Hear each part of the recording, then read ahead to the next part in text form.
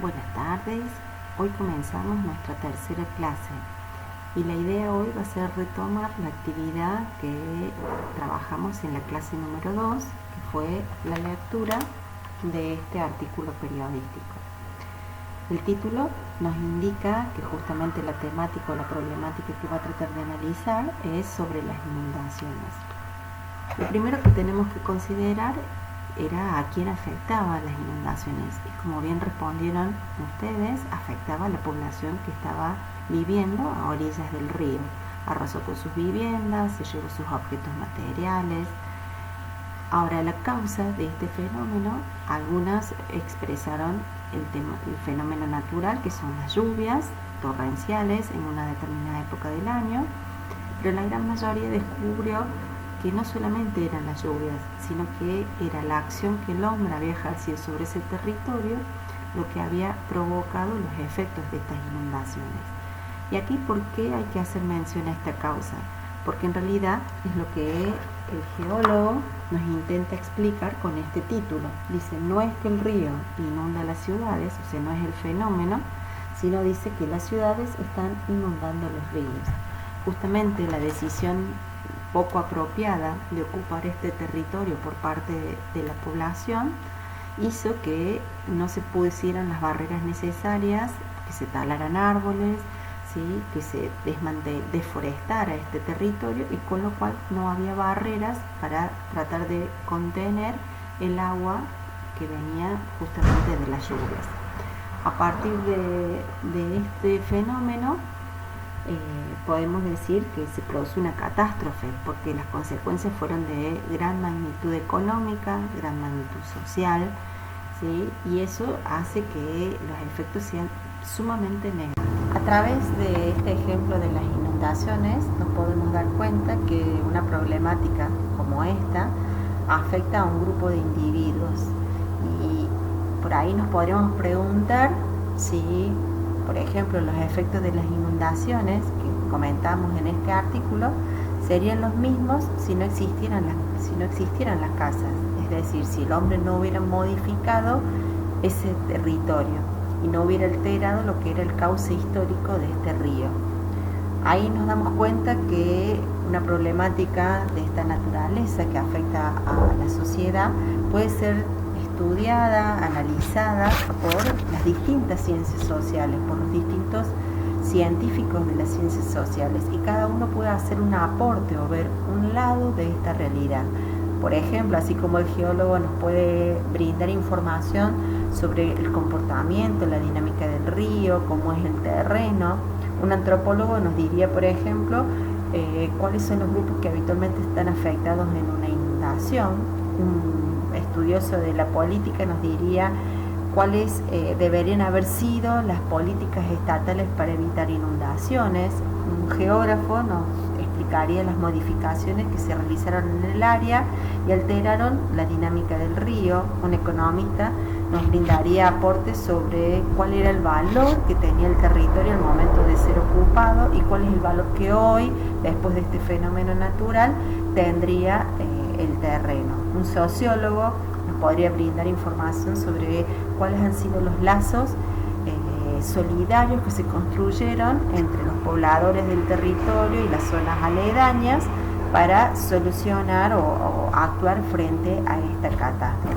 Teniendo en cuenta entonces el análisis de este artículo y esta realidad, podemos concluir que cuando hablamos de ciencias sociales estamos hablando de un conjunto de disciplinas que intentan estudiar, analizar, explicar cómo es la realidad en la cual nosotros vivimos, y que esa realidad no se puede analizar desde una sola perspectiva o desde un solo ángulo, una sola mirada, sino desde una multiplicidad.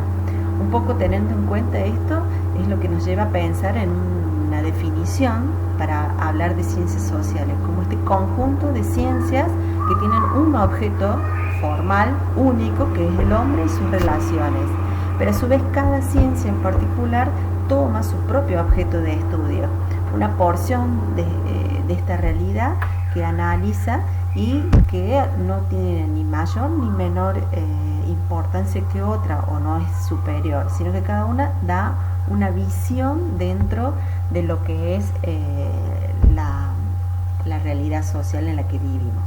Tomando a este autor que se llama Gabriel Caldarola, de Didáctica de las Ciencias Sociales, les voy a leer específicamente cómo define él o cómo llama él las ciencias sociales, para tener en claro este concepto de ciencia. Dice: las ciencias sociales son un conjunto de ciencias específicas que poseen un objeto material, el hombre y sus relaciones sociales. Y además cada una de ellas tiene un objeto formal específico, con un método propio y un fin determinado. Todas trabajan respetándose de sus diferencias en pie de igualdad. O sea que no hay una ciencia más importante que otra, no es más importante la geografía que la historia, ni la sociología que la psicología, sino que cada una aporta una mirada dentro de esta realidad. Distintas disciplinas científicas de esta área estudian un aspecto particular de la realidad social y las vamos a agrupar como para poder entender un poco el sentido de estas disciplinas. Está en un grupo las que se encargan de la relación entre los seres humanos y el medio, como la geografía, la economía, la antropología, la sociología. Un segundo grupo es el que las personas se relacionan entre sí, pero profundizando la dimensión temporal. Entonces ahí encontraríamos la historia, la arqueología, la demografía. Un tercer grupo es aquellas que se encargan especialmente del estudio de la mente de las personas y cómo éstas interactúan con otras personas, en el caso, por ejemplo, de la psicología. Y finalmente, un cuarto grupo que tiene bajo el nombre de humanidades, que serían las ciencias políticas, las ciencias de la comunicación y la filosofía. Les invito a que descubramos un poco cuál es el objeto de estudio de cada una de estas ciencias y allí podamos a su vez identificarlas en distintos Finalmente, ejemplos. Para cerrar este eje en el cual hemos tratado de definir qué son las ciencias sociales, cuál es el campo de estudio, qué disciplinas integran las ciencias sociales, nos queda cerrar por qué hablamos de ciencia cuando hablamos de historia, de geografía, de psicología. ¿Qué es lo que caracteriza a estas disciplinas para llegar a ser ciencia? Bueno, lo que hace que su conocimiento sea científico es que se hace o se produce a partir de un método. ¿Qué es un método? Es un conjunto de pasos ordenados para producir un conocimiento verdadero y cierto. Entonces, esto es lo que le da la categoría de ciencia y de científico a este conocimiento. Los científicos sociales siguen una serie de procedimientos, como en el gráfico que tenemos nosotros en nuestro cuadernillo, que es como una espiral, porque es un conocimiento que nunca se agota, sino que cuando llega al final de esta espiral vuelve a comenzar. Generalmente nosotros partimos de este primer paso, que es la observación y las preguntas. Cuando un científico social ve la realidad, analiza, se hace preguntas, ¿sí?, de esta realidad, de estas problemáticas. Por ejemplo, en este caso de las inundaciones, ¿por qué? Y ese por qué lo lleva a plantearse algunas posibles respuestas. Entonces formula respuestas provisorias a las cuales él va a llamar hipótesis. Hace una primera hipótesis, posibles respuestas, sin tener conocimientos previos o con escasos conocimientos. A partir de ahí comienza a formular una revisión de lo que ya se escribió sobre ese tema. Eso se llama construir un marco teórico y comenzar un proceso de lo que nosotros llamamos la experimentación. ¿Qué es la experimentación? No es ir a un laboratorio, no es hacer un experimento, sino que es buscar fuentes de información que me vayan dando respuestas a las posibles preguntas que yo me hice acá y que yo traté de responder en estas hipótesis. Entonces busco información, recolecto en diferentes fuentes, escritas, materiales, orales, las organizo, las clasifico y una vez que tengo toda esta información, comienzo a seleccionar cuáles de estas son las que realmente me van a permitir dar respuesta a mi problemática, a comprobar si lo que yo planteé en esta hipótesis provisoria, ¿sí?, es verdaderamente cierto. Entonces ahí formulo una hipótesis definitiva, una respuesta a mi problema, pero ya basándome en todo lo que investigué, en toda la recolección de esta información.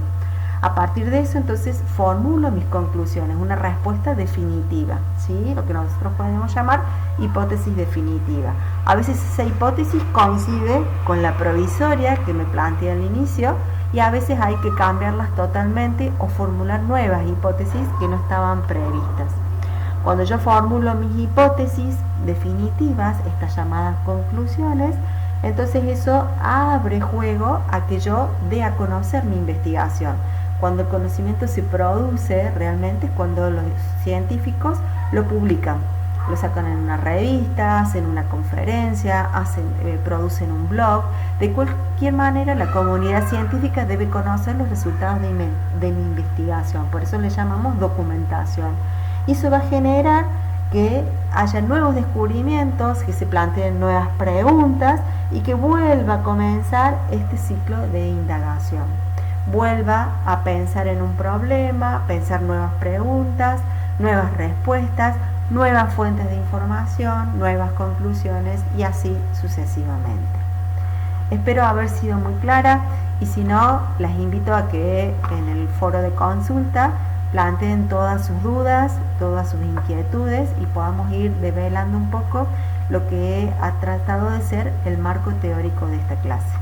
Buenas, nos estamos viendo y hasta pronto.